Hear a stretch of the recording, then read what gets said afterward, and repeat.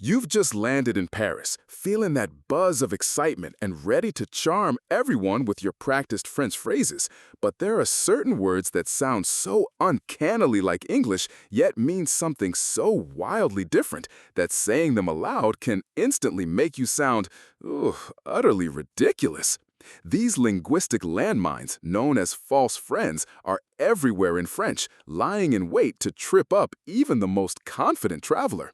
They lure you in with their familiar sound, only to betray you with a meaning that's miles off, leading to anything from a puzzled stare to genuine red-faced embarrassment. We're going to uncover 7 of the most common ones, so your next French adventure is memorable for the right reasons, not for the awkward silences or gasps you leave in your wake. Imagine you're wandering the Marais, you've just finished your espresso, and you're looking for a quiet spot to browse some books. You might think, I need to find a good library. If you were to ask a local, où est la librairie, pronounced où est la librairie, you'd be pointing yourself in the wrong direction entirely. While it sounds exactly like library, a librairie in French is actually a bookstore, the place where you buy books, not borrow them. So, if your goal is to settle in for a quiet afternoon of reading without buying anything, you'd be sorely disappointed. For the public library you're probably thinking of, you actually want to ask for a bibliothèque, bibliothèque. A small difference in sound, a huge difference in destination. Now, consider recounting your amazing travels. You've just completed a fantastic tour of the French countryside and want to tell everyone about your journey. You might be tempted to say, Ma journée en France était incroyable. But here's the catch. While journée sounds like journey, it actually means day, as in the duration or content of a day. So you'd effectively be saying, my day in France was incredible, which is fine, but it doesn't quite capture the grand adventure of a long trip.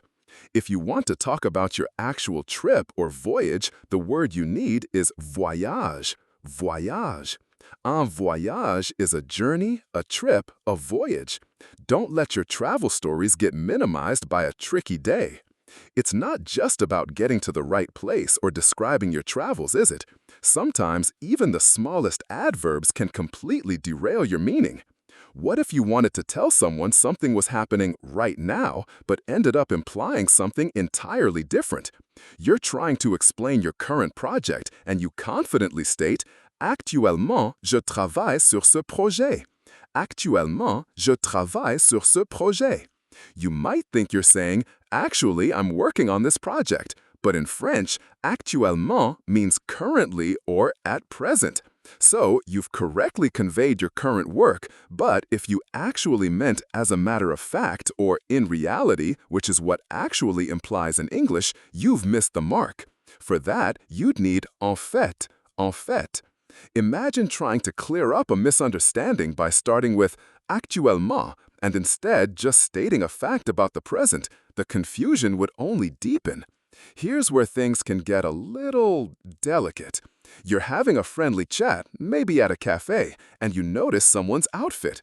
Wanting to give a compliment, you gesture towards their upper body and say, Elle porte un beau bras. Elle porte un beau bras. This sounds an awful lot like she's wearing a beautiful bra in English. But in French, bras, note, no S sound at the end, means arm. So what you've just said, quite loudly, is she's wearing a beautiful arm. You can probably imagine the look on their face and the faces of everyone else within earshot. The actual word for bra in French is soutien-gorge, soutien-gorge. It's a memorable lesson. Sometimes it's safer to just compliment the scarf. See how easily a simple word can completely flip your intended message? Now, what about feelings?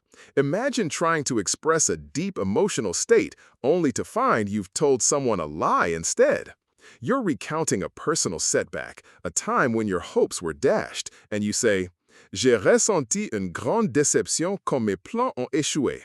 J'ai ressenti une grande déception quand mes plans ont échoué. You believe you're conveying a profound deception, a betrayal of trust.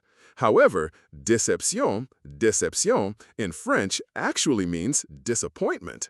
So, while your plans falling through certainly led to disappointment, you haven't expressed any sense of trickery or deceit.